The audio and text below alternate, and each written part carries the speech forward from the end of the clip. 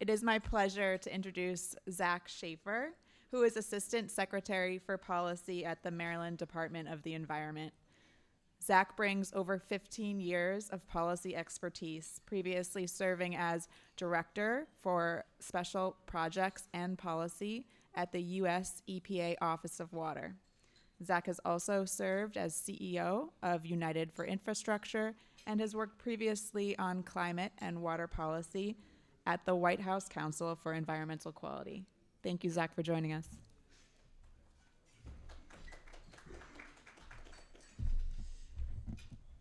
All right, do you know which button it is? Just the big one? Okay. All right, thank you, and good afternoon. I see the regulator steps up to the podium and everybody runs away.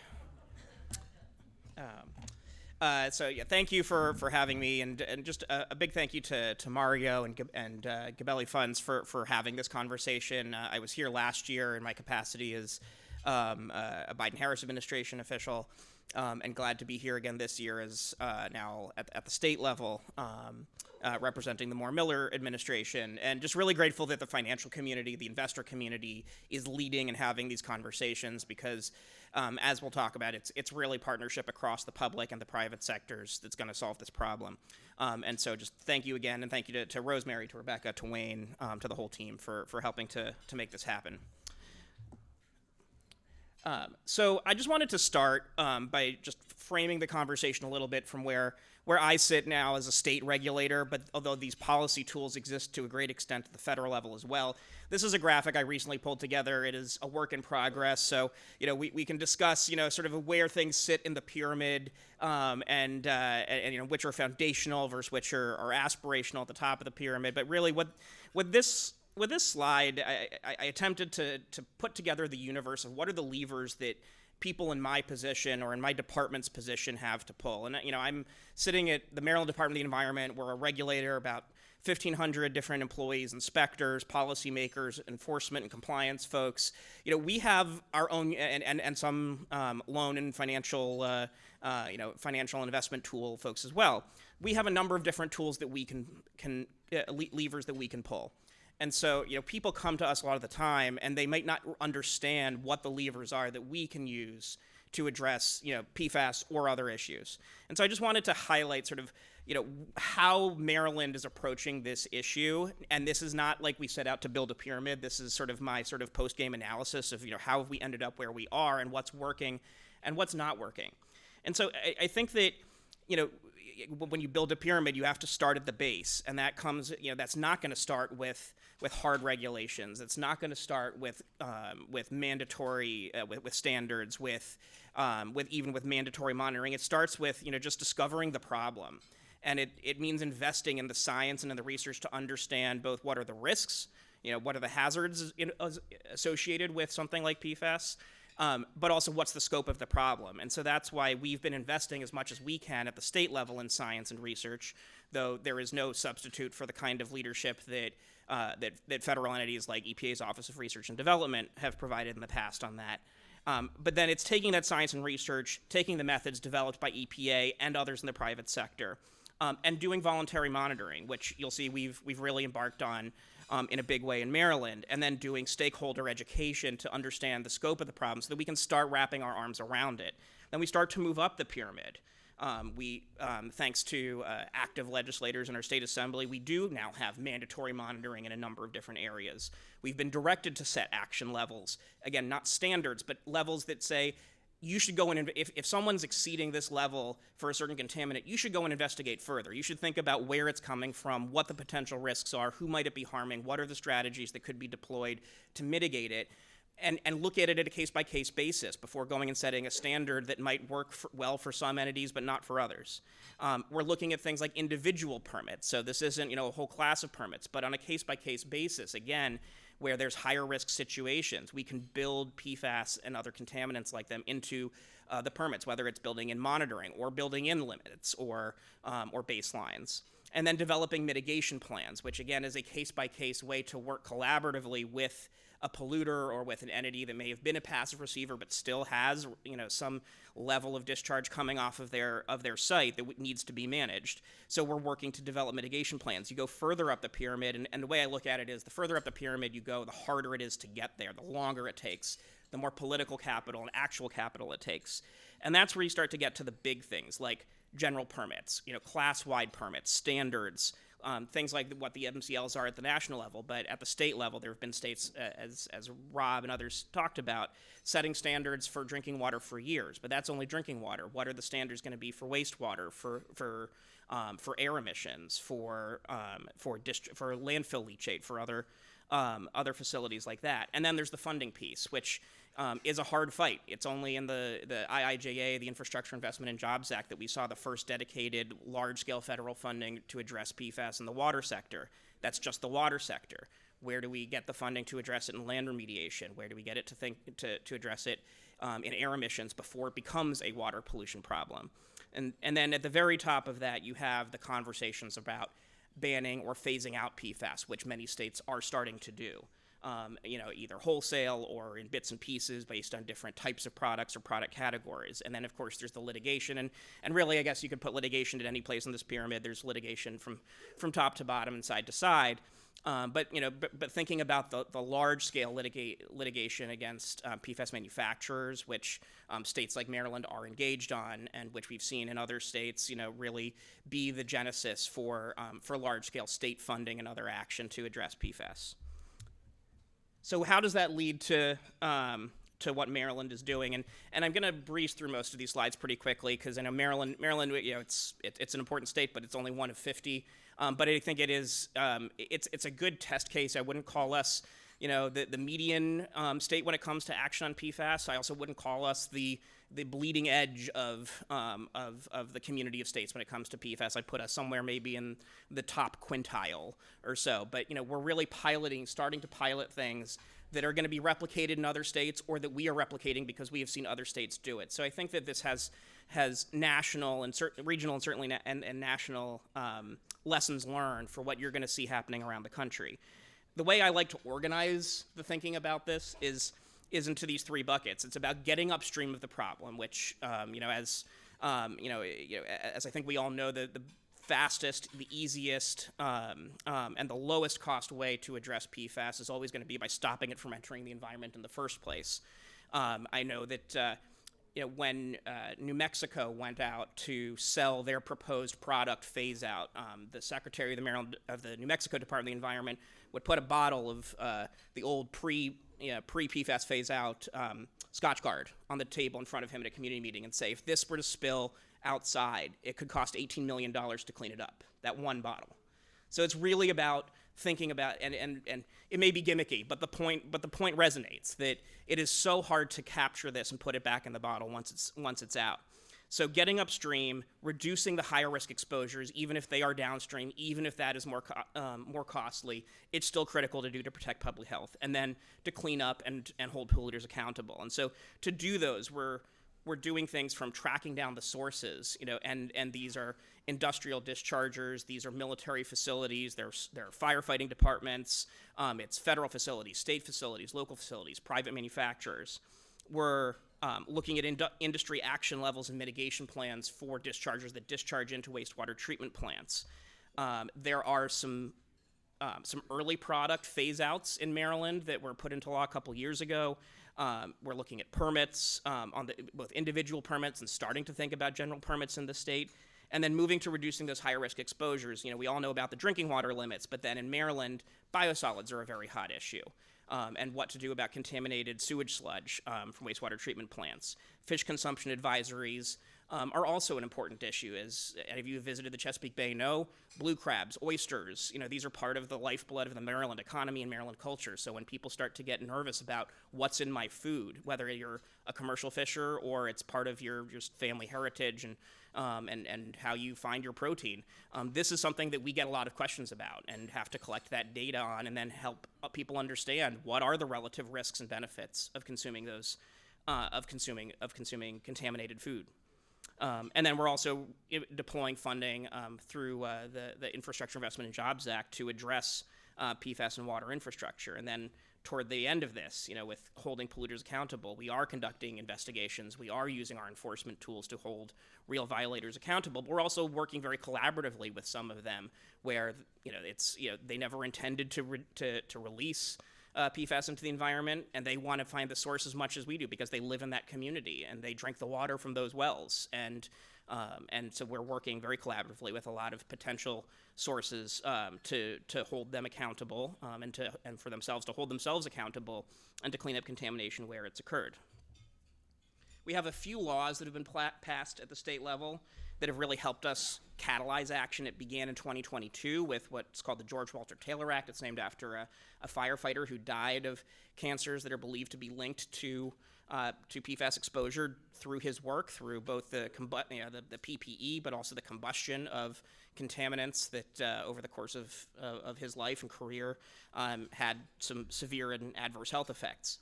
That contained a directive to create a state action plan. It looks somewhat similar to the EPA strategic plan, but focused on the state level. And it contained certain bans on, for instance, the use of aqueous film-forming foam and carpeting and food packaging that contained PFAS. And we're working now to begin the implementation of those, but running into some interesting challenges, which I'm happy to discuss later in the conversation. In 2024, the legislature passed a law to start addressing PFAS from significant industrial users. So these are wastewater discharges to wastewater treatment plants, which may contain higher levels of PFAS. And it created a monitoring set of requirements to do mandatory monitoring from those SIUs. And then we are on the cusp of setting action levels, again, not standards, but action levels, which will trigger a mitigation planning process with the department, with the wastewater treatment plant, who is the pre-treatment control authority, and the discharger to that wastewater treatment plant to figure out what is the source, how can it be captured before it enters that wastewater treatment plant, because once it gets in, it's going to be really, really challenging to get it out of the sewage sludge and make it really difficult for that facility, for that wastewater treatment plant to dispose of that sewage sludge in a safe and responsible manner. There have been some further efforts. The session that we had this year, we have a short 90-day session every winter. There were some efforts to phase out PFAS that are active ingredients in pesticides. Yes, there are about 60 different PFAS, which are the active ingredient in pesticides. This is separate from the fluoridated container issue, which some of you may have heard about, where there's leaching from the container into the pesticide. But this is the actual mechanism of action for the pesticide itself. That one was withdrawn because the definition during the legislative process was corrupted and would only cover about 4 outdated pesticides, not the whole universe of ones that are actively applied. Similarly, there was a biosolids bill that would have set a sort of a ceiling of levels that are allowable in biosolids, and then directed our department to develop regulations that would establish levels that are the lowest economically and technologically feasible for biosolids.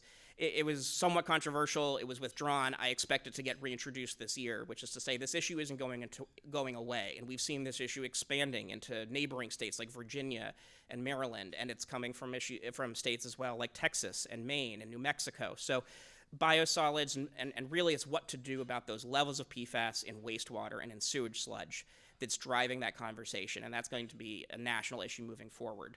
One of the last things that I did at EPA before I left on January 20th was to help get out the PFAS in biosolids draft risk assessment, which indicated that there are meaningful, and when I say meaningful, we mean orders of magnitude higher levels of risk associated with the presence of biosolids the presence of PFAS in biosolids at the level of detection, which is 1 part per billion. So that's what we're grappling with in the wastewater space. I'm not going to cover these slides in detail because I want to get to just an opportunity for some questions and conversation. But the next few slides are just to show the range of work that we're doing across the agency. I came from Water World at EPA, so I've had to learn a whole bunch of new languages, working in the airspace, the land space, and the finance space at the Department of the Environment. But starting with water, which is where a lot of these conversations have really begun, we feel like we're actually ahead of the curve on meeting the drinking water standards. And while as someone who worked very, very, very closely and has the scars to prove it on the drinking water standard, and I would stand by the science and the process of the hazard index and the 4 other MCLs, in Maryland, fortunately, our non-compliance is driven by PFOA and PFOS. There's only one system out of 800 covered systems in the state whose non-compliance would be driven by an analyte other than PFOA or PFOS. So we feel like we're in actually a fortunate position with respect to what the regulation will continue to cover, but also with the timelines. Even with the timeline moving back to 2029, we still believe that we're on a track to have the impacted systems in compliance by about 2027, which is great news for the communities in Maryland who are identifying levels in exceedance of the drinking water standard. It also covers these smaller, non-transient, non-community water systems, which is an interesting conversation because these may be schools or hospitals or small cluster, trailer parks and mobile home communities. And so it's partly an education effort to get to them, to help them understand that this is something that they need to take seriously, that they will ultimately be required to do, but they're a little bit further behind the rest of the regulated community in the state because some of them chose not to participate in the early and voluntary monitoring that Maryland had embarked on a couple years before the rule was finalized. I talked a little bit about firefighting foam. This is an interesting area. We've all heard that this is a ubiquitous source of PFAS contamination in military installations, around airports, around firefighting training facilities. So this was one of the first, really the first product category to be addressed in state law in Maryland. And so we've begun the process of designing our take-back program. But one of the challenges we're running into is getting people to respond to getting companies to respond to our RFP to implement that take-back program. And so it's part of the regulatory process and the lawmaking process is understanding what is it we need to do, but then not understanding exactly what all the pain points are in the private sector where those capacities and those skills and those resources are to execute and implement these programs. And so it's been a bit of a collaboration and learning process with the providers to understand how we can move this program forward. I'm just going to quickly skip to the end here. I think I've covered at a high level these areas, but what this is to say that there are a lot of different ways that PFAS are making its way into Maryland's environment. It's through wastewater plant or through dischargers who are connected to wastewater treatment plants. It's dischargers who are discharging directly into the environment and have their own NIPDES permit. And so we're starting to think about what are the different tools that we have, going back to that pyramid at the beginning. What are the levers we can pull now? What are the levers that we can pull only with additional state authority? And what are the levers that are really going to be challenging for us to pull without federal action? And so I think that really leads me to just some key takeaways that I have from thinking about this and working on this now at the state level.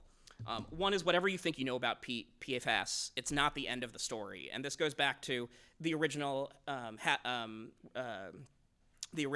risk assessments for PFAS that EPA did started at 400 parts per trillion, and then they went to 70, and then they went to essentially non-detect to the parts per quadrillion. The same is true for what analyte are you treating to? It's that addressing PFOA and PFOS is not declaring victory over PFAS, and I think that that's a trap that a lot of folks are falling into. That PFAS and PFOA and PFOS are almost being used interchangeably. And I remember when we announced the risk assessments for PFOA and PFOS and Gen X down in Cape Fear in 2022, we spoke with the utilities down there who started to get really concerned about PFAS because of levels of Gen X. But when they went to design the treatment systems to remove to non-detect levels, because there wasn't a standard at the time, they were just trying to get to non-detect, they realized that it was a different analyte that they hadn't even been thinking about that was going to be the breakthrough. And so the point is I feel like I get a new college education in something related to PFAS every month at EPA in this position now at MDE.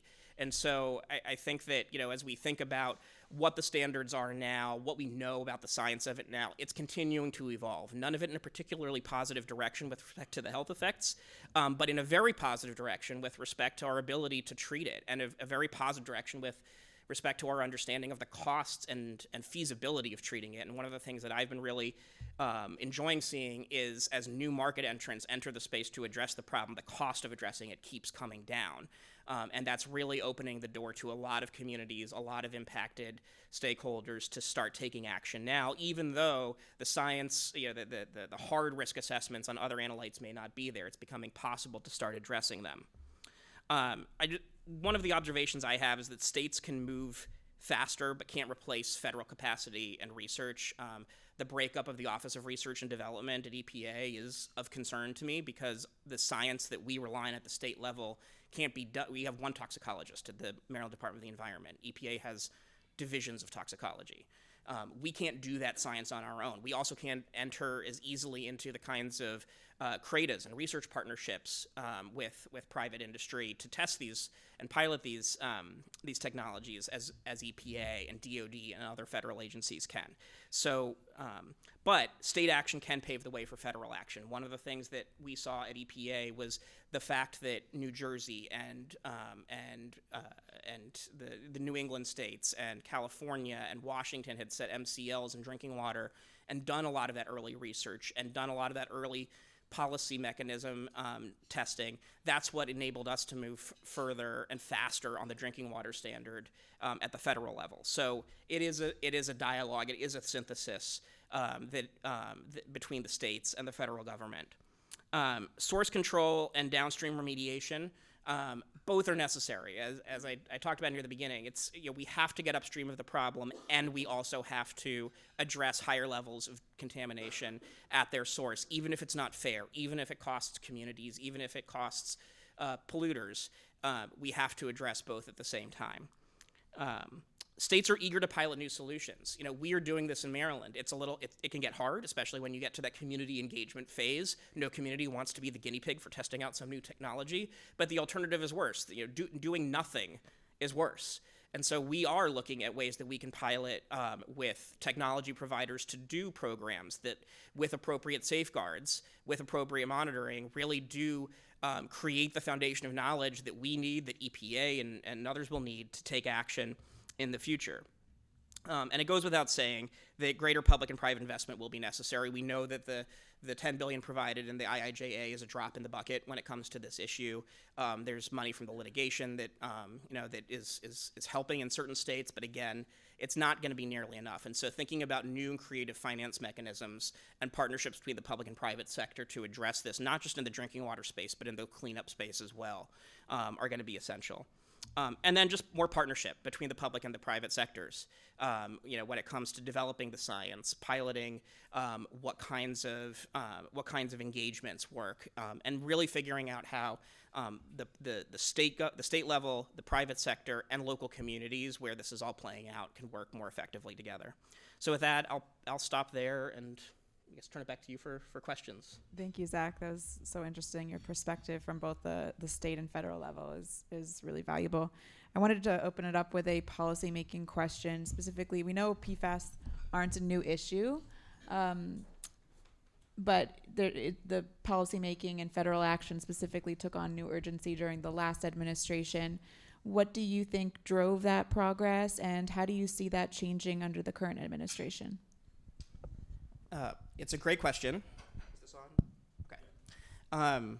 So I do want to give credit to the current and prior administration to the under Trump 1, as Rob said. Some of this work really did shift into a bit of a higher gear. There was a PFAS action planning process at EPA during the first Trump administration. So the work that we did in the Biden administration wasn't beginning from zero, and it wasn't happening in a vacuum. As I also said, it was happening, it was building on the shoulders of really important work that states had done. And so I think some states really did sort of push the envelope a bit. And Connecticut Water this morning was talking about how maybe some states got the policy got a little bit ahead of the science. I don't know how much of that is the case, but they really did test the waters a lot on different policy tools for addressing PFAS in drinking water in particular. And so I think that it was the combination of the policy experience, the early planning that had been done, much more robust science that really came to fruition over the last few years. And then I really will say political courage and political will. Administrator Regan had dealt with this firsthand with Gen X in Eastern North Carolina as a state regulator, and he brought that lived experience to EPA, and it was a personal issue, as I believe it's a personal issue for Administrator Zeldin, coming from his experience here in New York. And so I think that, the more that we understand that this issue affects everybody, the more political will, I think, is brought to bear to really take action on it. Thank you. I'm going to ask one more question. Having transitioned from the federal government to the state government, how has this changed your perspective on PFAS work generally? It's a good question. It's interesting being at the state level where at EPA, especially at headquarters, it can feel very academic at times. It can feel very removed from the specific communities or projects that we're enabling, facilitating because of the policy decisions that we're making. At the state level, you're pretty close to that action. You're hearing directly from the communities. You are the one issuing the permit. You are the one who is advising a state legislator in real time on the implementability of a state reg, and understanding that that's going to have real consequences for both for protection, but also for cost. And navigating those is challenging. And Rob mentioned being a recovering regulator. I guess I'm haven't begun my recovery phase yet, but it's certainly an interesting position to be in, especially bringing a lot of the science and the drive and the passion that EPA had for this issue in the last administration, but then figuring out how to translate that into implementable, actionable, on the ground policy and decisions is challenging. But one of the takeaways I have at the state level is that you can actually get everybody in a room. You can actually get representatives from all the different sectors who are going to be impacted in a room and help. I think that there's information asymmetry, and there's just a perspective gap that I don't think all the different sides fully appreciate. And I'll just give an example. That when we were debating biosolids legislation during this past session that happened this winter, one of the provisions that the state legislators writing that legislation had put in was a hard cap. They wanted to put a ceiling in to say, like, no matter what regulation the department passes on economic and technological feasibility, there's going to be a hard cap of 50 parts per billion. And then there was another clause deeper down in the legislation that said, and the department shall add additional PFAS analytes to their regulations over time. And a lot of the utilities in the state read those two different things and connected, well, hold on, if the ceiling is 50, and yeah, you're starting with just PFOA and PFOS, and it sounds like that 50 is a pretty high bar, but then you start adding other analytes to the mix, that's going to be pretty hard for us to meet. And the legislators, the department, we weren't actually even noticing that that's a very valid concern. And so that's something that as the debate over this legislation in Maryland has evolved, that's something that it's just a consequence of getting in the room and talking with each other about how to address this problem, that we feel like there are solutions to those kinds of challenges. But until we got in the room with everybody and heard where the pain points were, we didn't realize that was a disconnect. So I think that at the state level, there is a real opportunity to iron out a lot of those issues. And then, like I was saying, at the federal level, you pick those balls up from the state, and they've ironed out some of those issues, not all of them. But it makes it easier to make progress at the federal level when the states have already been running the ball. Thanks, Zach. We have about 30 seconds if anyone has a quick question. Otherwise, we can. In regards to the $500,000 you set aside for firefighting foam, do you believe that it's going to be enough to solve the issue, or is that No. simply okay? Thank you. We do not believe that. That is simply what the state assembly set aside to begin that program, and we've been clear that a lot more is going to be needed, and that probably is a part of why we didn't get a strong response to our RFPs. And so we're talking to the providers in that space about what is realistic. But so a lot of this is, I think that to Connecticut Water's point about the policy and the science and the economics, I'll add to that. Not always being in the same room with each other as some of these decisions are made can be just create roadblocks or speed bumps to deploying these programs. Would it have been possible if we had real estimates at the time to get the assembly to increase that level? We don't know. We're in a tough budget climate in Maryland, but yes, we fully understand the limitations of those resources. Yeah. Thank you, Zach. This is a very interesting discussion and presentation. Tony Bancroft and Timothy Winter, CFA, are portfolio managers. Wayne Pinsent, CFA, is Director of Research and Research Analyst. and Rosemary Morbelli, CFA, and Dr. Rebecca Stern, PhD, are research analysts at Gabelli Funds. The above webcast is a recording from the 3rd Annual PFAS Symposium which occurred on September 17, 2025. GAMCO is providing these links as a matter of general information. We do not intend for these links to be a complete description of any security or company, nor is it a research report with respect to any of the companies mentioned herein. As of June 30, 2025, affiliates of GAMCO Investors Incorporated beneficially owned 1.1% of Minerals Technologies and less than 1% of all other companies mentioned. The analyst's views are subject to change at any time based on market and other conditions. The information in this posting represents the opinions of the analyst and is not intended to be a forecast of future events, a guarantee of future results, or investment advice. Views expressed are those of the analyst and may differ from those of other GAMCO officers, analysts, other employees, or of the firm as a whole. Because the investment personnel at GAMCO and our affiliates make individual investment decisions with respect to the client accounts that they manage, these accounts may have transactions inconsistent with the information contained in this posting. Certain GAMCO personnel may know the substance of the posting prior to its posting. This webcast is not an offer to sell any security nor is it a solicitation of an offer to buy any security. Stocks are subject to market, economic and business risks that cause their prices to fluctuate. When you sell shares, they may be worth less than what you paid for them. For more information, a prospectus, or summary prospectus, visit our website at www.gabelli.com or call 800 Gabelli 800 422 355 914 5100 fax 914 921 5118 info@gabelli.com